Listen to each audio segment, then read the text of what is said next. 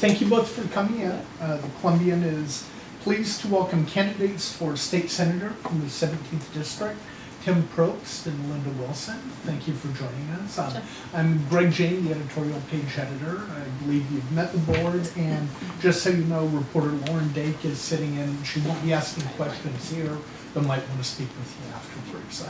And as you likely know, we are videotaping this, and we post all of our meetings unedited on our website for the benefit of our readers. So we will go ahead and get started. We'll take 1 to 2 minutes to introduce yourselves, give us some brief background, and explain why you are running for this position. So, Sure.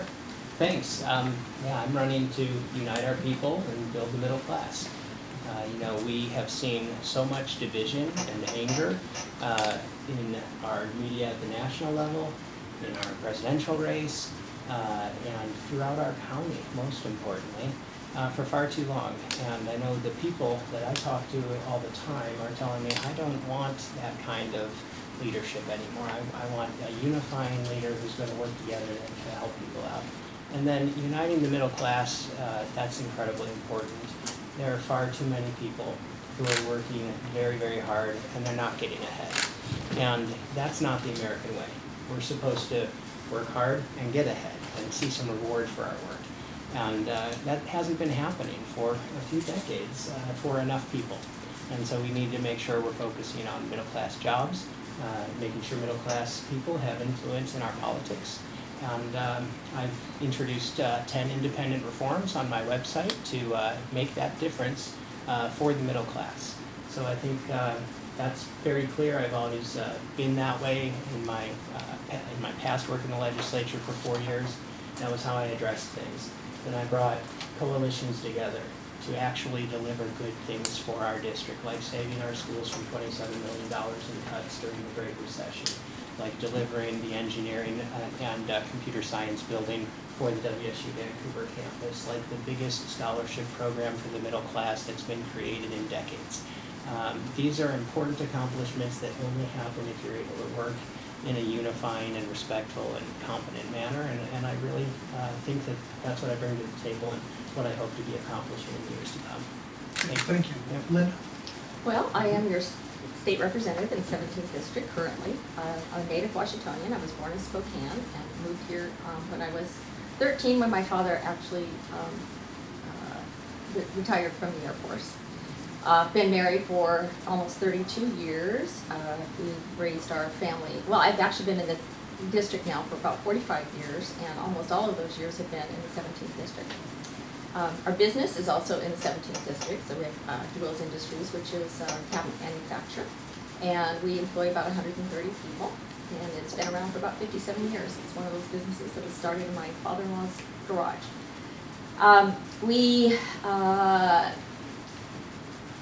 I guess for us, or for me, I guess the reason why I'm running for this office is because, same thing I did 2 years ago was really, as a business owner, I've been concerned with accountability in government and rules and regulations that come from the agencies. I've paid a lot of attention to the commissioner meetings and city council meetings, and started getting really interested in more local politics and what affects us directly at home.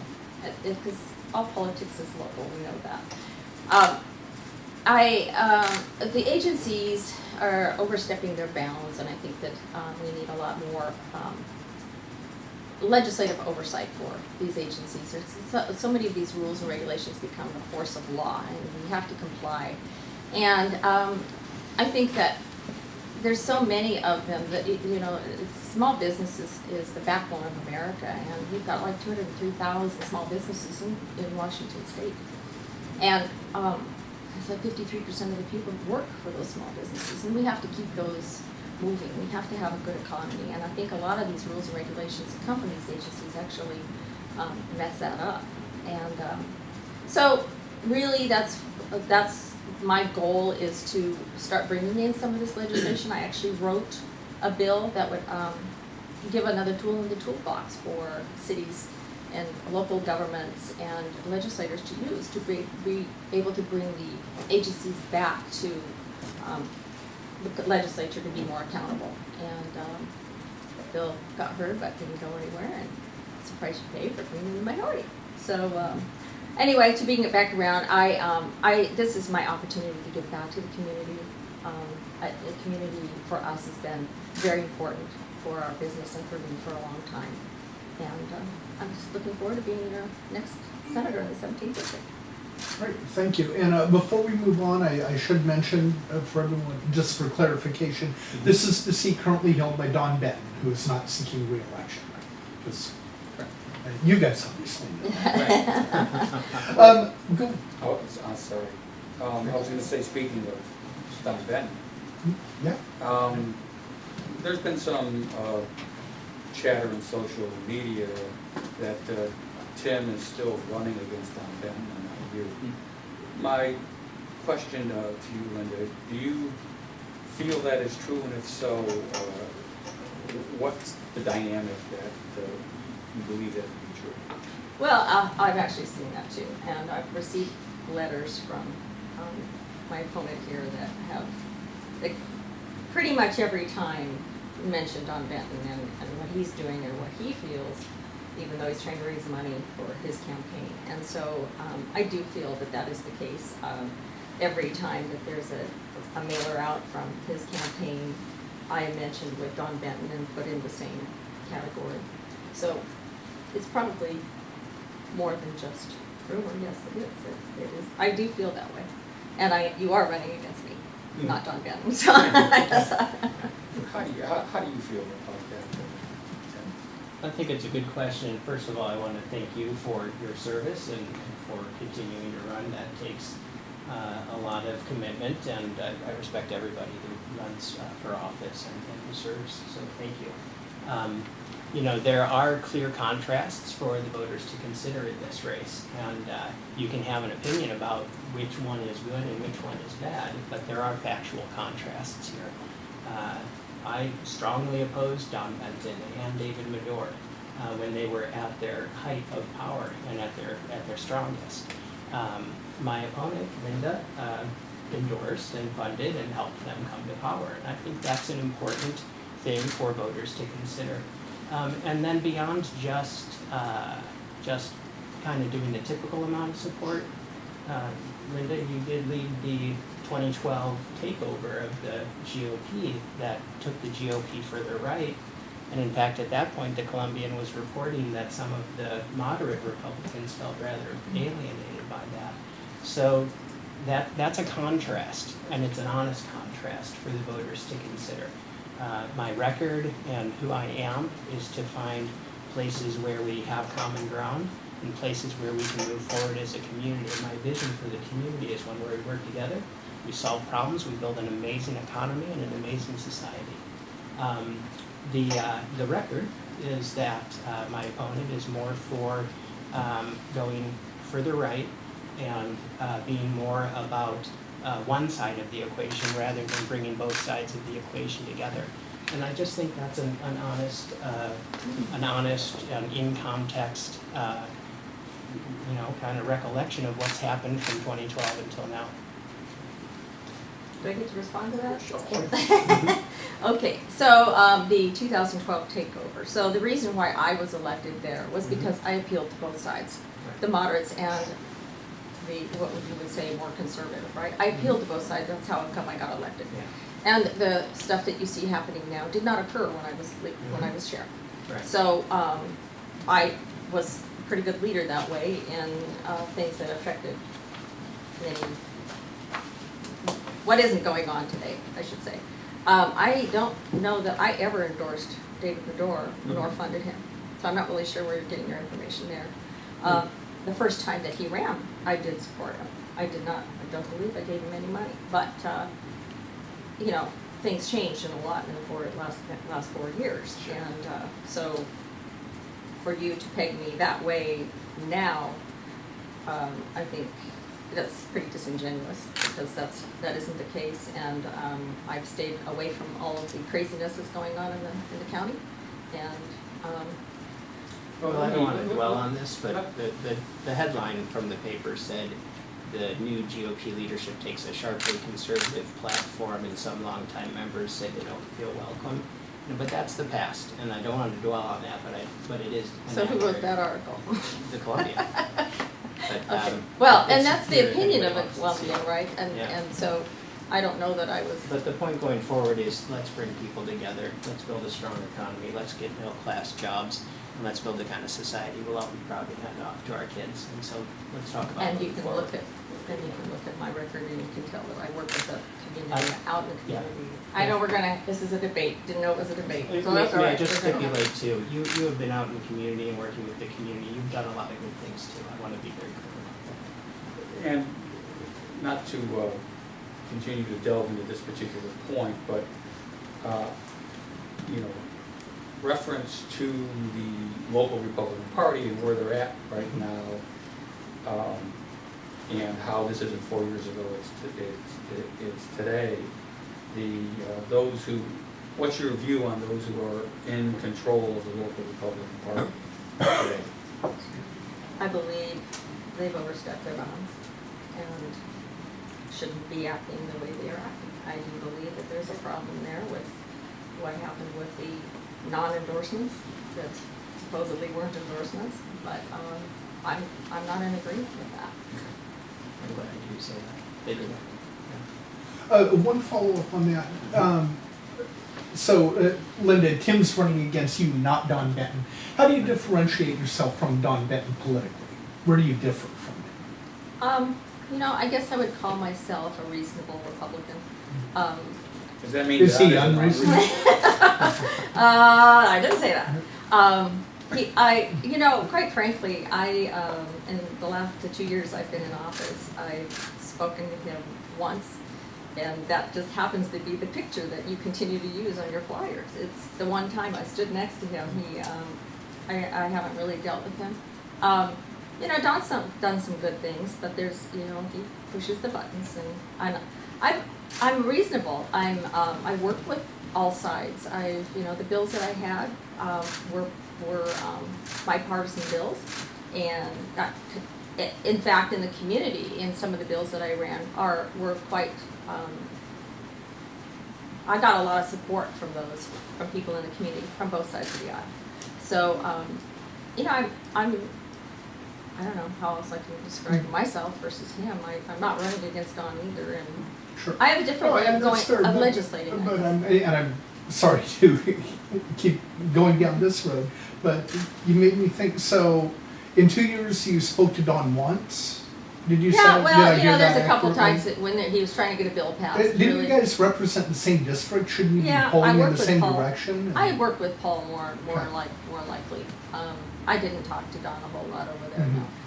No. The Senate, you're up there, but you're on opposite. Sure. This building or the other side of a building, and we're all so busy that really that's what it is. Sure. You don't have the opportunity to run into each other, unless it's in the halls or something. But yeah. Okay, we'll move on to some specific issues. The legislature is facing $3 billion or $4 billion for school funding. You got it. How would you go about providing that funding? Sure. First of all, McCleary is what's driving that funding crisis for the schools. And we do need to fully and amply fund education. So I was the vice chair of education appropriations, and before that I was the vice chair of education policy. So I worked very, very much on these issues. In fact, most of the bills that I introduced were around either schools or jobs, and many of them did pass and have become things that are benefiting people across the state today. When you talk about McCleary, there are three things you need to understand, of course. First of all, ample funding. We have to fully fund our schools. It's a constitutional requirement. The Supreme Court has ruled that we must amply fund our schools because the Constitution says that. Secondly, you have to understand that the people all across the state, if you look at the state as a whole, most people are not for tax increases. And so you have to accept that as a given and move forward into the next piece of the equation, which is this is largely driven by property wealth differences. If you're a school district that has a lot of high rises and Microsoft in your backyard, a very small percentage of that value can fund a really nice school system, right? If you live where I live, where it's mostly middle class houses and some hobby farms and some farms. You know, there's not a lot of property wealth there, and so you can't take a tiny little portion of that and fund a whole school system. And that means levy equalization still needs to be an important part of the answer. So I think the answer is there, and I think if the people who go up there to work on it are ready to try to solve problems and not play politics with it, we can solve this. I'd say there are 4 key pieces. One is making sure that levy equalization remains a part of this. You do have to have some acknowledgement of the fact that property values are different in different school districts. We need to have a levy swap, and by that, I think we're going to have a levy swap regardless. If we solve this, there will be a levy swap involved. The kind of levy swap I'm talking about is one without any change in taxation. So it's local levies and state levies being combined without anybody paying more taxes. Then third, you let any districts that want to be able to increase their own local contributions again if the local people vote for it in that district. And then fourth, you make sure that you're also adding a portion of new revenue to schools each time. You can get into it more technically than that, but the bottom line is we definitely can solve this problem as long as we're working with those pieces and sitting down together to say, how can we actually fix this, as opposed to kind of trying to make political points rather than solve the problem. Is there a tax increase in that? No, absolutely not. No, I'm. So there's no state tax increase to be. No, I mean I was ranked the lowest taxing legislator in the entire legislature for a reason. I think that the middle class needs more jobs, not more taxes. Is it fair to say that most Democrats in the state legislature believe there should be a tax increase? Yeah, I would think so. And Okay, I've so had you're in the minority of the Democratic Party on that. Yeah, well, you know, when we had the giant cuts to education during the Great Recession, this is one that we could talk about in negative mailers on too, but I'll stay away from that. The negative mailers that have been sent out about me are saying, oh, there are all these cuts to schools that Tim Probst voted for. The history on that is that we were in a Great Recession, and I was sent up there to find out how to keep those cuts as small as possible. And in fact, there are articles from that time as well saying Tim Probst made the cuts to our schools $27 million less. We have quotes from school superintendents, articles from superintendents, and quotes from the financial folks at the schools saying because he protected levy equalization, we kept ourselves in a much better place than we were headed. Here's the important part, because you asked about what the Democrats think. The proposal to change levy equalization was coming from Governor Gregoire, a Democrat. And I got together and I worked very hard and got 56 or 57 signatures on a letter to her, all from members, Republicans and Democrats, saying, Governor, we are not going to do that. You can't touch levy equalization as we make cuts to schools. And that is in fact what happened, but it happened because I worked across party lines, because I was respectful. We didn't make a big stink about it. We just said, Governor, that one's not going to happen.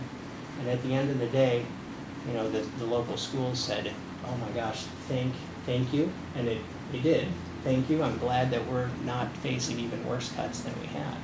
Well, that's just the responsible way to do the job. And it makes a huge, that's $27 million, right? That didn't come out of our community.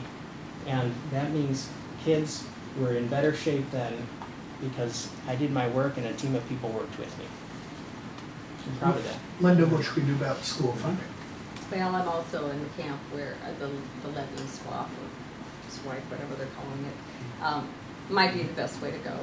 It is a win for Clark County. Our taxes ultimately do go down, property taxes do go down, because we pay a higher percentage of our property taxes than some of the areas up in Puget Sound. And so do you think the levy swap would provide enough funding to cover clearly? I think if we do it right, that's and if it doesn't, well, let me go back to finishing my thought here. The levy swap, my biggest concern would be that the parameters, if we do this, we don't have a big creep again. So that, because we wound up having this happen because levies having to be passed to help fund our salaries and you know, try to pay and all that.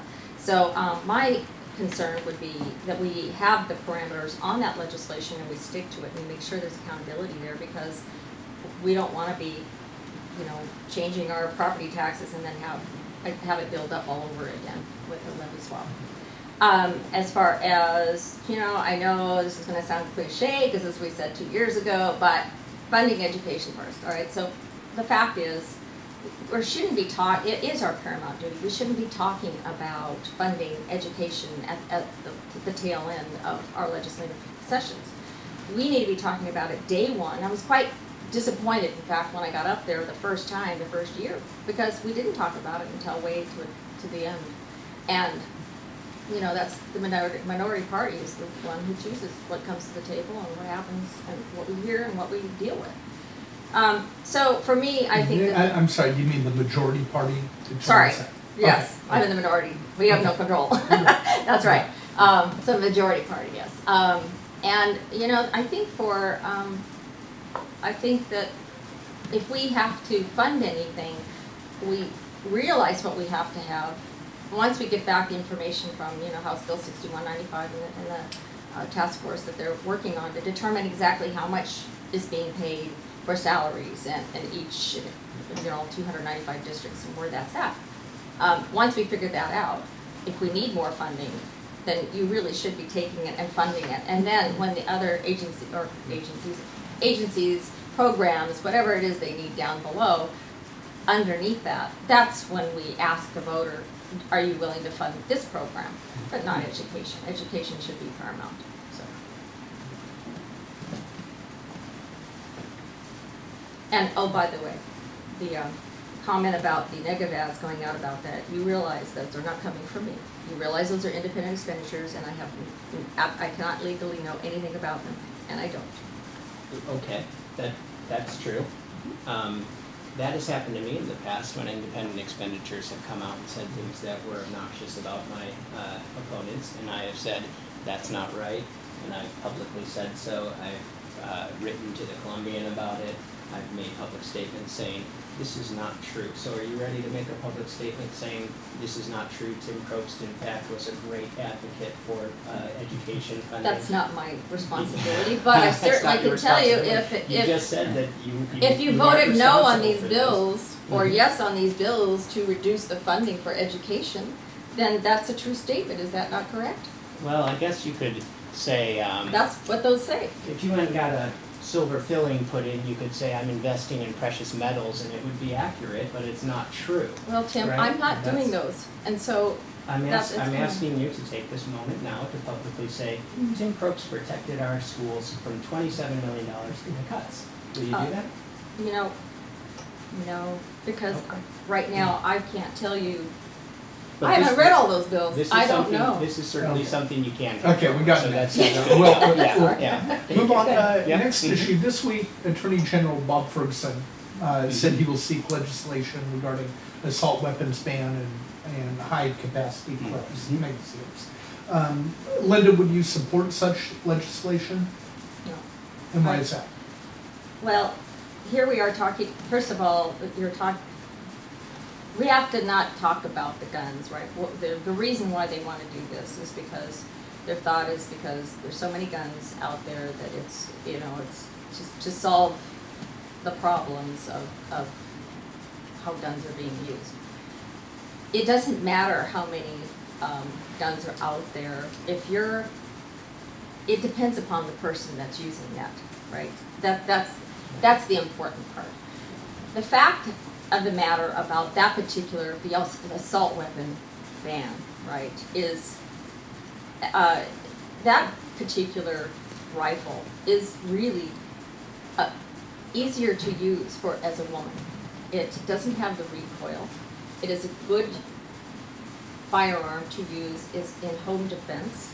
It's got a collapsible stock. It has a quad rail where you can put your flashlights on, which makes it safer. It has a pistol grip, which is easier for women to hold on to. And when you talk about that being used in a home defense area, if you had to use it, the fact is the velocity of those bullets they don't go as far as your typical 9mm handgun. It doesn't have the velocity, it begins to tumble sooner, which makes it an even safer gun because it can't go through walls like a 9mm handgun could, which is, and a lot of people have a lot of 9mm handguns. The fact is also that it is a semi-automatic, which is like most of your, other than a revolver, it's mostly, it's like a semi-automatic. You pull the trigger and one bullet comes out. The 30-round magazine is a arbitrary number. Why 30? Why not 20? Why 10? It still is. You have to know who it is that's using the firearm. Do we have a lot of examples of people using this firearm for home defense? Oh, sure, you can use it for home defense. Do we for have me, examples of that? Well, why wouldn't I? I know what Joe Biden came out and said, women just need to go out and use a shotgun and go out their back porch, right? Well, for me, when I use a shotgun, I wind up bruised because you shoot that thing, it's got a lot of recoil in it. It hurts. With these, you also can train with them. I'm not going to go train with a shotgun because it hurts to use it. If I train with an AR, then it's much easier to use it. It's a very accurate firearm. I am a firearms instructor. I haven't had an opportunity to do that recently because I'm rather busy. But there's reasons why. You have to educate yourself on these things. There's a whole lot of firearms that would be included in that bill. I believe if it's anything like the one that Jim Mueller is going to run. There's a whole lot of other ones that would be included in that, and they wouldn't be what they're calling assault weapons. So it's. Tim, your thoughts? No, I don't support a blanket ban like that. We are very clearly facing real gun violence issues in our society, and we do need to take action. At the same time, we need to strongly support the Second Amendment. I think probably the only difference between us on this issue is that I very strongly support the Second Amendment, and I think we can take actions to keep guns out of the hands of felons and the dangerously mentally ill. And so when you look at some of the initiatives that are out there right now, they're mostly about protecting the Second Amendment, but making sure that felons and the dangerously mentally ill have a little more of a hard time getting their hands on weapons. And that is what I consider a very reasonable approach. I think we can do things like this where it's not one thing over here on the right and one thing over here on the left, but we can solve problems and so we can protect the Second Amendment. Of course, it's the Constitution. And at the same time, we can take reasonable actions to keep people a little safer. I think that's just one more example of kind of the reasonable, centrist, unifying approach that I try to bring to the table, and that has worked for me in the past and has led to successful legislation that's made a difference for people. Opportunity scholarships is the biggest example of that. This was during the Great Recession again. There was a huge funding crisis, and within that context, the question was, how are we going to help middle-class families who can't afford college tuition because they're stuck in the middle? They can't afford college tuition and they don't get aid either. And so I worked together with the business community and the Democrats, and we brought together a private partner system that is now, it's a private-public partnership. And since then, we have raised almost $100 million from the business community, and the taxpayers are matching that, so they just get the one-for-one. They're paying half the cost. And guess what? Over 5,000 middle-class families have gotten help with their tuition and gotten a scholarship. And it's all based on STEM fields, and so the kids are going into STEM, they're going into great careers, and our high-tech companies are getting more classes filled with kids going into STEM and ready to do the high-tech jobs. I thought we were talking about assault weapons. We were. Yes. Yeah, you did Thank you for morph that. a little bit into Yeah. another topic. But have you always felt this way about gun control? You know, I've always felt that gun control should be about, number one, I've always been a strong supporter of the Second Amendment. And I've always felt that gun control, if there is any at all, should be about being careful about felons and the mentally ill getting. But So again, you're Yeah. probably in the minority of the Democratic Party on this topic. I don't know about that. I think a lot of Yeah. Democrats would agree with me on that. Yeah, I don't But- think so. Huh? I That's don't why think I'm an independent Democrat. Yeah. I mean, I Well, I'm believe in trying to- bringing people together. So Yeah. you're not, I mean, this isn't a Mm-hmm. political calculation No. with the taxes on, No, and not this is raising why- taxes for This is why I don't clarity and- agree with Bob Ferguson, for example, because you're talking about, let's take a person who's always followed all the laws, upstanding citizen, why shouldn't they be able to be a collector? So that's an issue for me. This is somebody who shouldn't be penalized, and so that's how I've always felt. Yeah. Okay, and I'll ask this question to both of you. This is sort of a philosophical gun Sure. question. We'll start with Mhm. that. If you could magically eliminate all guns, would you take that option? So, because you hear this thing, well, if we have these gun laws, only the bad guys would have guns. If you could magically eliminate all guns, would you buy into that? Well, you have to look far beyond what maybe this conversation is about, felons having guns and that kind of thing. You've got to think about your hunting industry. I mean, if you get rid of all guns, you're not going to be able to. Oh, you got bow and arrows.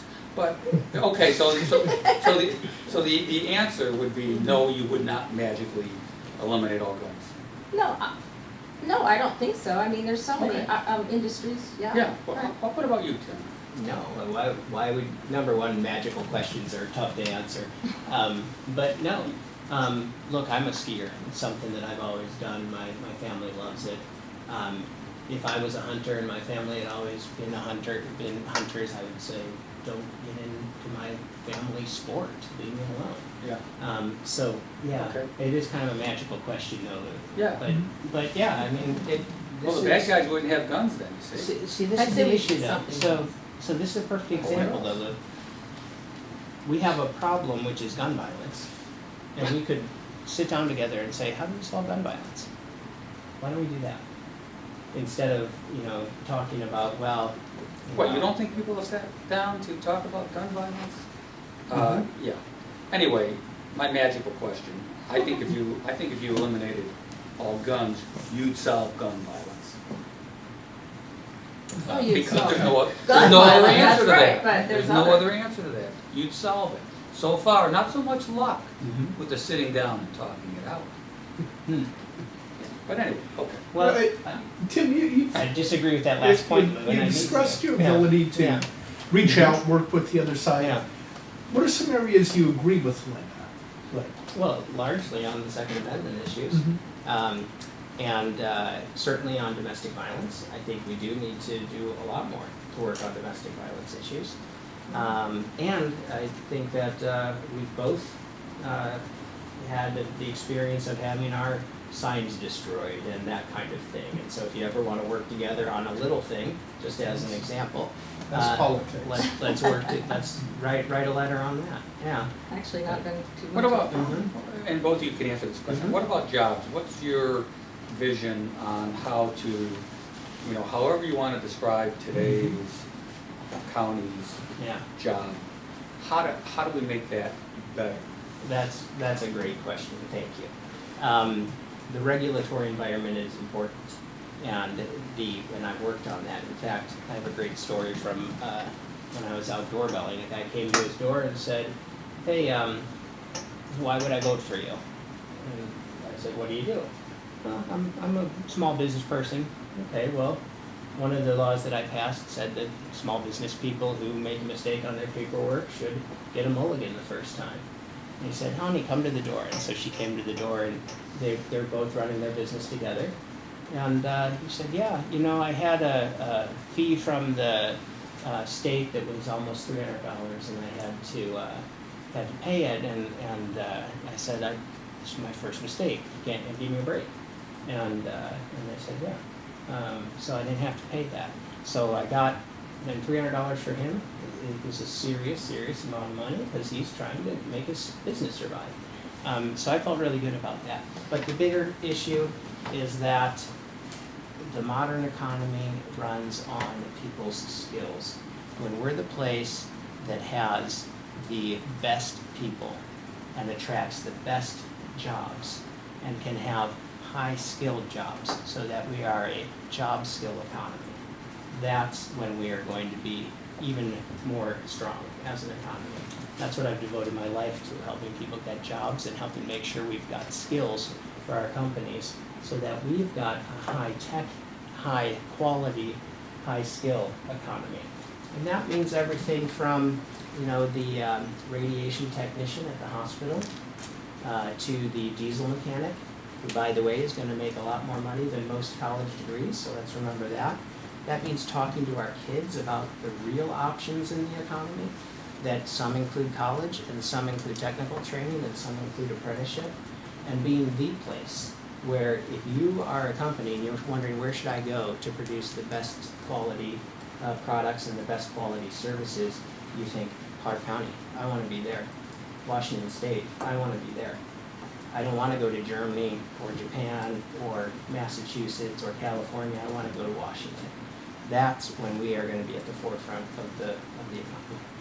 Lynda, your view on jobs in the economy and what you would do to make it stronger? Well, in order for businesses to want to come to Washington and stay in Washington, we have to pretty much tell them we're not going to have an income tax, right? Because I know of jobs, I know of companies that would uproot right now if we ever wind up with an income tax. I think that, I think this minimum wage initiative is worrisome because for small businesses, first of all, they may or may not be able to afford to have to pay the minimum wage. And you talk about having skilled workers, the unskilled worker and the most vulnerable are the ones that this will hurt the most. You're going to hire, as a business, you're going to hire the person. If you're paying them $13.50 or $15 an hour, you're going to find the one that's skilled. You're not going to go first to the person who probably needs the job the most. And so there's a lot of, that's where that's going to hurt. So then should we have no minimum wage? That's a good question. I've thought about that a lot because, you've got people that, if we say $13.50 is your minimum, and you've got a 16-year-old that just says, look, I just want to learn something at your business. And they say, well, I can't afford to pay you $15 an hour, $13.50 an hour. Then they say, well, I'll work for 10. And you say, I can't. The law doesn't allow me to do that. And there is the lower pay, 85% of the minimum wage can do that up to 15 years old, but beyond 16, where these kids are out and they're trying to earn money for gas in their car. I was one of them. Gosh, my first job was $1.95 an hour at McDonald's, and I was excited when I got the raise to $2.10. Of course, now it was a long time ago, but that's a concern. The other thing about like Skill Center, I do believe that we, this isn't, maybe I'm going off topic here a little bit. So the Skill Center that we have here is a wonderful place for kids to go and train, and we're a corporate sponsor, and because we recognize that, particularly our company, we don't hire college graduates. We hire those that like to work with their hands, are good with their hands. We're a manufacturer. Manufacturers, that's something that's not moving up. It's not a sexy job. It's not a sexy business, right? We're old-fashioned and we build furniture, basically, right? And so we're working with them directly. In fact, they build a house every year. One of the local builders gets involved in that. They have the land. He supplies supplies to build it, and then gives them something after to help support that. And we're actually getting involved in that. We're going to actually donate the cabinets. What builders are that Pacific? Gateway. Anyway, so much of our education right now is so geared toward every child going to college, and every child isn't going to go to college, and we have to be aware of that. And the kids have to be able to go somewhere. And I've talked to Dennis Campy at the Skills Center quite extensively about this, and because he's concerned about every kid isn't gonna be a scientist or, even STEM cell. Sorry, STEM classes, right, anyway, that concerns me, so. Tim, what should the minimum wage be? I support the initiative. I think phasing it in and giving businesses time to adjust is reasonable. And moving it up to $13.50 over a sequence of years is, I believe, the right thing to do for this reason. Our society is made up of lots of people, business owners and workers and everybody else. And all jobs have dignity. The people who work full-time deserve to be able to take care of their families. And so, yes, I do think that moving it gradually so that businesses can plan and work on it so that they can adjust, that is the component that makes it a reasonable approach. I wouldn't support just, hey, let's go to $13.50 tomorrow. That's not fair. But we do have to think about everybody, and we have to think about the person who cleans our hotel rooms and the person who works on our construction sites and the people who work at our schools. So this is all part of the think about everybody, think about what's best for the whole society, and then work together to find answers instead of getting in these political fights that everybody is frankly tired of. Do you think that there would be a number of small businesses that would reduce their staff in order to pay the higher minimum wage? Well, In other words, a job loss yeah. for folks? I would say no, because I've looked at the research. So there is research that says yes, there's research that says no. So you looked at the There's- research that said no. No, I've looked at the research, there's research that says yes, there's research that says no, there's research that says you can't tell. And really, I think that it is one variable among a million variables. So you do have, number one, you know that the people who get the job and who have a higher wage because of the minimum wage, they are doing better, right? Now, we have had minimum wage increases throughout history, and no one can point to them and say, this clearly killed jobs or created jobs. And because of that, I'm saying there's a lot of other noise in the economy that you can't tell whether that variable is changing or not. But the bottom line is, your question, should we have no minimum wage? No, to me, that's an easy one, no. No, we have to have a minimum wage. The question is, where should it be? And if it should be a little higher right now because it's really difficult to take care of a family when you're working full-time at minimum wage right now, then okay, we need to make it a little higher, but we need to do it gradually. So I think that's a really reasonable approach. Can I follow up on that? Yeah. So, a good portion of the people that are making this minimum wage are second earners in the family. And they are quite possibly the job that gets them into the middle class. Now, if you raise this minimum wage, some people will get a raise, other people will lose their jobs.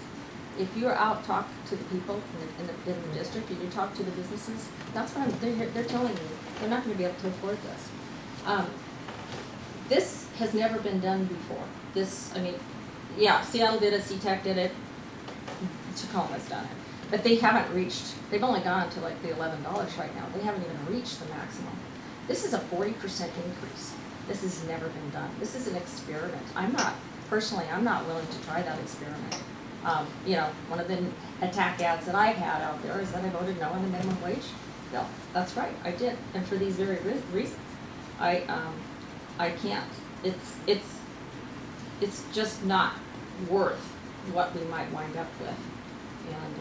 And there's like, it's really going to hurt the people that need the jobs the most. I mean, if you're talking about the extra money that these second job bring in, that might be the ice cream cone or the movie that the family gets to go to. And if they lose that job, then we're going backwards. And it's going to happen, and it has happened. I mean, you look at some of these articles, the Forbes article recently about Seattle. They're losing jobs, there's less people employed. So this has happened before. In the late 90s, there was a statewide initiative to raise the minimum wage. It raised it even more proportionately than the proportionate increase we're looking at now. everybody said the same things, right? You had the Republican talking points and the Democratic talking points, and the minimum wage initiative passed by 60% or more, and the minimum wage went up, and the economy continued plugging along. So it has happened before. Every time it happens, you have the same set of political talking points, and at the end of the day, we can look back and see what happened, and our economy did not crash. Tim, do you endorse Hillary Clinton? Well, Donald Trump is an issue for me.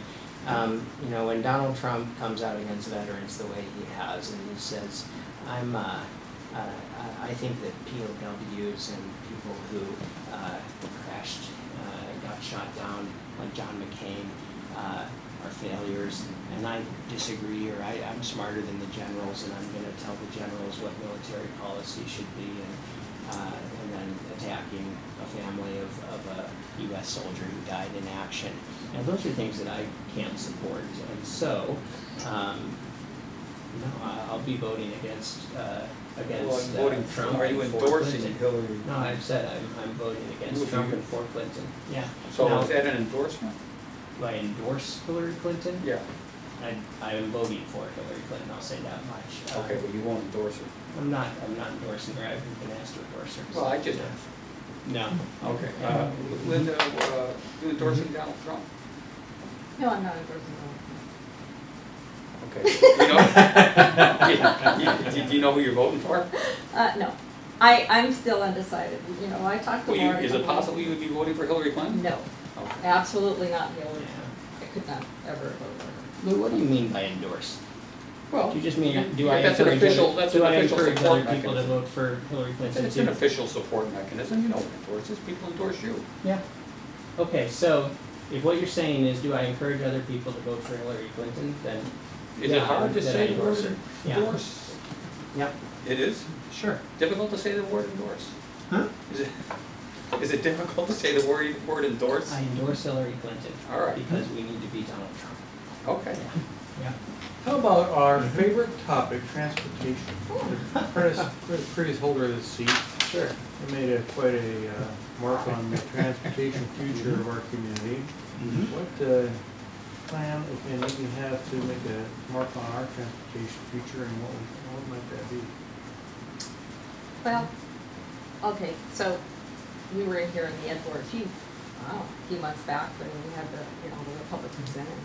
We talked about that, and I-5 corridor is very important. In fact, I was on it again today, and there's always traffic, and it's getting worse down here, we know that, and with 205 being, it's over capacity as well, we need to do something. And so, as I was on the transportation committee, I'm not now because I was named ranking member of another committee, but there are, we need to talk about the bridges. We do need more bridges. My biggest concern with the bridge and building it is not causing more congestion in the process. So how are we going to do this so that it doesn't affect our ability to move commerce and people? And we're gonna have to figure that out. The CRC project, I know, don't say the word, that particular project was gonna shut down SR 14 for like 5 years and divert the traffic through town. There's just no way that's gonna work. So, there are discussions, I am involved in discussions about moving forward with the bridge project. It will not be the CRC. I am still no on light rail. But, we need to think about all these things, and they are happening. If there is a first thing that you have to do, in other words, there's a lot of options. Are you saying what, that an East County bridge would be your first priority, or a West County bridge would be your first priority? There's a lot of steps you'd have to take to get to an East County bridge or a West County bridge now. If there's a possibility of using the research that's been done already for the I-5 bridge, if there's, the replacement, we could do that. We could build it side by side, like. Let one just hang in there. make Okay. sure that we can move. So you lean toward replacing in some form or fashion the I-5 bridge first, at least to get that discussion going first. Well, because we're further along in Yeah, that discussion, yeah. so probably so. I mean, but, you know, I don't know why we couldn't simultaneously start talking about the other ones too.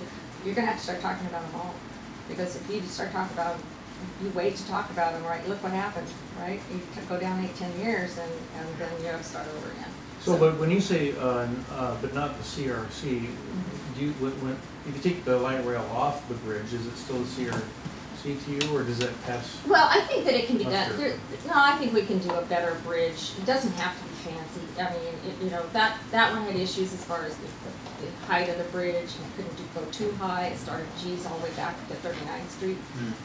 We need to be, I think we can do, well, look, 205, right? I was around when we didn't have 205, we had one bridge, and then 205 got built, and it wasn't a behemoth, it did happen. We can do that, and so, I don't know. I think we can do one that's just not billions and billions of dollars. I think we need to be economically smart and structurally sound, and, you know, make sure it will hopefully stand up to a earthquake. Cascadia subduction, which we keep hearing that is going to happen one of these days. Anyway. Well, this is one of the key reasons I'm wanting to be back in the game. We've had our community fall apart over a bridge. I mean, bridges are not, these are not difficult projects usually, and we've built bridges for centuries.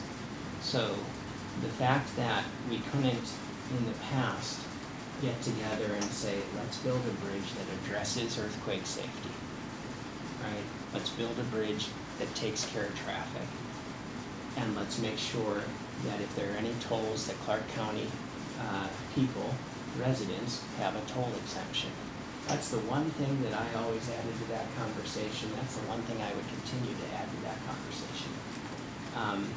Instead, we ended up with two extremes fighting with each other. And that is fundamentally wrong. We have a bridge right now that if there was a moderate earthquake, that bridge could fall down, and that's important. Those are people's lives. That's an incredibly important piece of infrastructure, and we haven't been able to get our heads together and fix a very basic problem, which is we need to modernize a bridge, right? So, again, and I know I keep going back to this, but it's because I feel passionate about it. My history is having been able to actually do the hard homework, do the substantive work, bring people together and solve problems. So would you favor light rail? I would not be opposed to light rail. I do like bus rapid transit better. I think it's more flexible. If the community needs change, it's easier to change a bus pattern than a light rail pattern. But here's another example. We're talking about choosing a bus or a train, right? This is not something that we need to tear ourselves up about as a community, right? So I prefer bus rapid transit. If in the end I need to compromise on that and there's light rail instead of bus, my head's not going to explode. The community is not going to go down. You know, we have to be able to work in this manner. And you would prefer doing the I-5 before a third bridge? The I-5 seismic safety is my number one priority, and we have to address seismic safety on I-5. So would you keep the existing bridge, because you said modernization Right. instead of replacement? So tell me what you mean by that. So I want to be very clear. I focus on jobs and education, okay? Now, I do care a lot about transportation, but I let the transportation experts work on transportation. I say, if you want my vote, I need to know that that bridge, I-5 bridge, is seismically safe. And I need to know that we've got a toll exemption for Clark County residents. Then come talk to me about the details, and I'm ready to talk. So as far as, do we make sure this bridge is seismically safe, or do we replace it? What order do we go in? I'm ready to go with any option that people will sit down and compromise about as long as it addresses those two key goals. And by starting the conversation like that, we have the ability to work toward a solution. This is just fundamentally what I believe and how I believe things should be done. Initiative 732 is on the ballot, which would impose a carbon tax but reduce the state sales tax. What are your thoughts on that? Well, it doesn't do anything for our climate. Washington State only emits 0.3% global emissions. So that means we shouldn't work to reduce that? We do an excellent job right now. We are one of the, I don't know how much more we can do to actually reduce our carbons. Businesses are doing it on their own right now. You're going to penalize the businesses that use a lot of energy.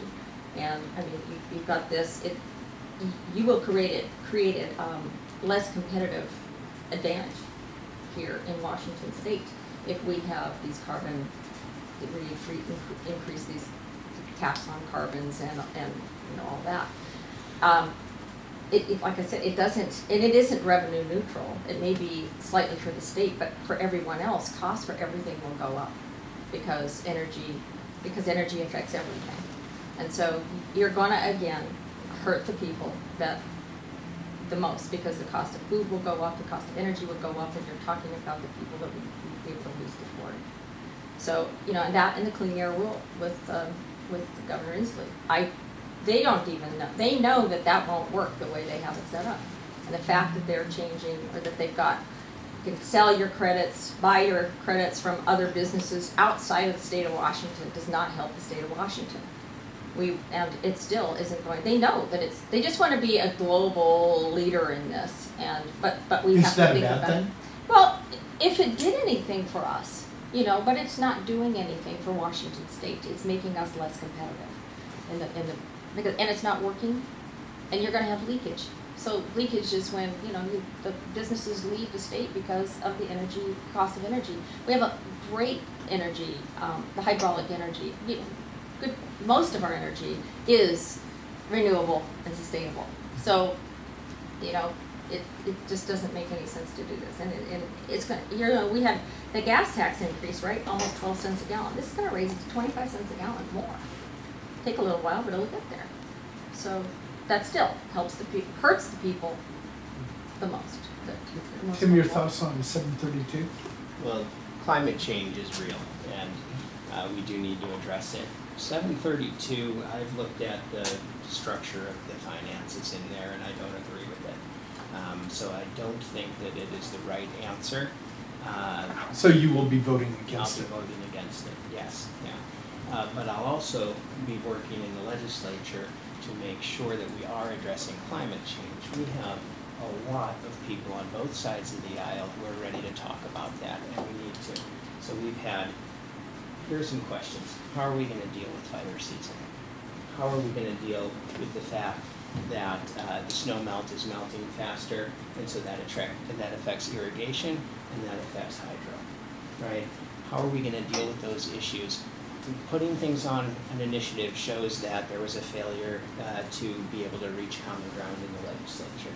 And so we need to be able to bring together 2 independents, 2 Republicans, and 2 Democrats to sit down together and figure out what's our game plan for dealing with the effects and what's our game plan for having a strong economy and cleaning up our air so that we're reducing carbon emissions in the future. That needs to happen. Just to go back to something Tim said. Lynda, do you think climate change is real? Figured that was the next question. Mm-hmm. There's climate change, yes, it fluctuates. And it wasn't that long ago it was going to be another ice age, and now it's Do you believe it's man-made? I suppose that there's some things but there's no science that's showing us what exactly those are. So, as far as this was a failure in the legislature, that is true. It didn't go anywhere, but the governor couldn't get his own caucus to work with him on this particular issue, so it didn't go anywhere. Our decisions have consequences. When we decide to just fight about a bridge, we don't get a bridge. When we decide to think maybe climate change isn't being caused by people, then we decide to just see what happens in the future. See what happens with our weather and with flooding and with our irrigation system out east, right? This is an incredibly important issue, and it deserves very serious leadership and proven leadership. People who have been able to accomplish things by working together before, and I want to be part of that solution. And I want to say one more thing about that. There are obviously fundamental differences in beliefs, in our belief systems, and that's why right now the government up there is divided. Senate Republicans and House Democrats control that. When you have both parties at the table, you wind up with discussions, difficult discussions, that wind up with better negotiations and better legislation because both sides are represented. That's important to me because, let's say if you're not at the table, you're on the menu. That's really how Washington State has felt for many years when only have the Democrats in control. I think that we need to make sure that's the reason why I'm running for the Senate, because there's a lot of legislation that got through that House that needed to have some tough discussions, and it didn't work for everyone and it failed. And so that's I think if you're wanting everybody at the table, then you should probably want me to win the seat, because then everybody's at the table. I do it. And this is an important question. People's past predicts their future. I have brought Republicans and Democrats together multiple times and actually succeeded and made a difference. Sometimes it was fighting against other Democrats. Sometimes it was fighting against other Republicans. Sometimes we weren't fighting at all, right? But there's a record. You can look at the bills that were introduced and the bills that were passed, okay? You have to look at these two candidates and say, who has accomplished that? Who had a bill with 8 Republican co-sponsors that became the biggest scholarship system for the middle class that the middle class has ever seen? It's not big enough yet, but it's still growing. Who brought Republicans and Democrats together to make sure that levy equalization funds weren't touched during the greatest fiscal crisis the state had seen in 70 years? These decisions have real consequence. Who brought both sides together to make sure that, okay, if you're a small business, you get a freebie first. Okay, that's not that big of a deal, but it was something, and it was bipartisan, and it got done. And I really think that you need to look at a person's real track record.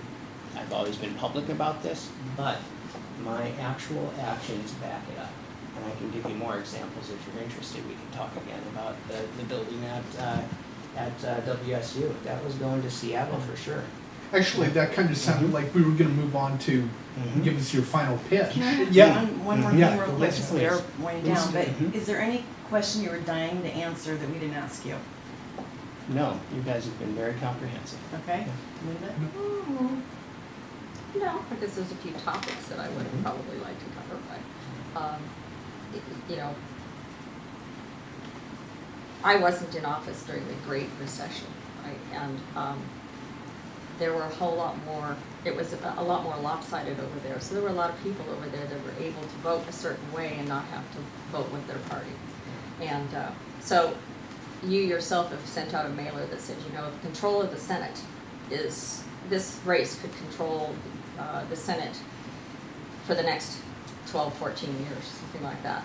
And, that for somebody that wants to be so bipartisan, and you're sending out mailers to your people to raise money to get the Senate back. Well, I'm sorry we have to keep getting back into negative characterizations, but here's the fact. What I just said is true. I've Okay, and with that, demonstrated let's- bipartisanship. Okay, and let's move on to the final I pitch. appreciate that. Thank Say you. why voters should support you. And please mention any endorsements. Sure. Sure. I represent an approach that is about uniting people, bringing them together, and making actual progress. And if you look at the record, you can actually see that has happened, that I backed that up with my actions. And I would ask you to look at my opponent's record as well, and look at her actual actions and see whether she has backed that up with her actions, because it's not about talk.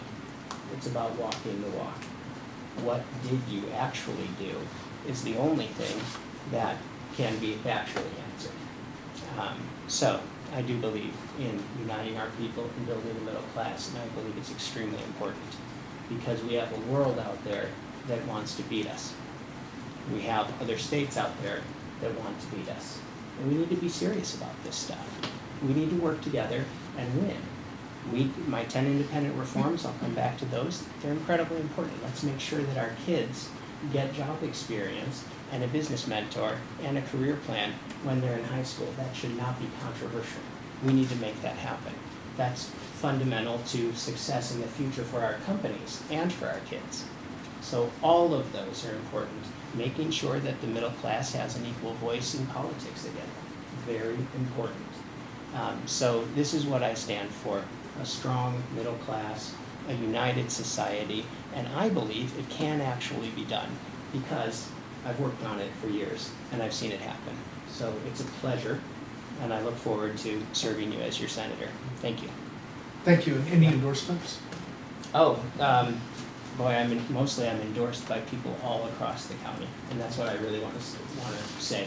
There are certainly high-level endorsements too, like Victoria Bradford and Tony Golick, and but if you look at the number of grassroots contributions to each campaign, if you look at the number of regular middle-class people who have endorsed, I have over 500 endorsements, and the endorsements or the contributions under $100 are page after page after page because I'm running a grassroots campaign.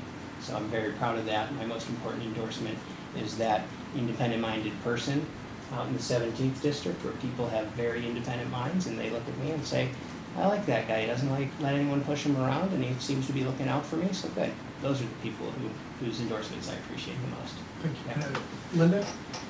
Lynda?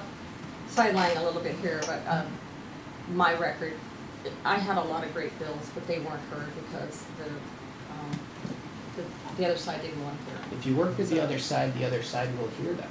That's Okay, important. let's let Lynda Yes, sir. explain why You're her right. So, actions. You're right. I was going to be running a tough race, and that's some of what happens in politics up there. So I'm very well aware of that. I did have some great bills. In fact, I had a bill that, my opponent basically mocked, and that was very disappointing. And so that was my domestic violence bill.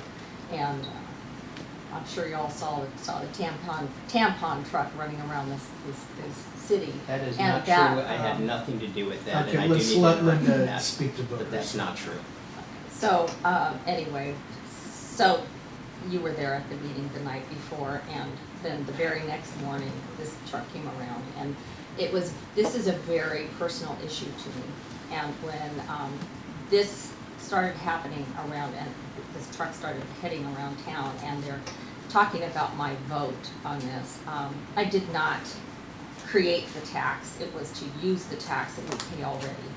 And I was raised in a home where this occurred quite often, in fact daily. And so as a child and a teenager, this stuff doesn't leave you. And I've talked to the women that have had this happen to them. It doesn't go away. And you deal with it, and it affects a lot of things in your life. So this was an important bill to me.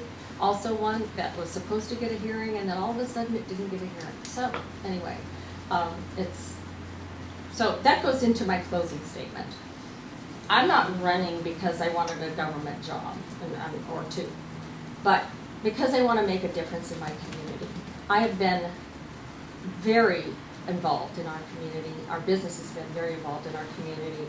I have people that wonder where you have been because I'm everywhere.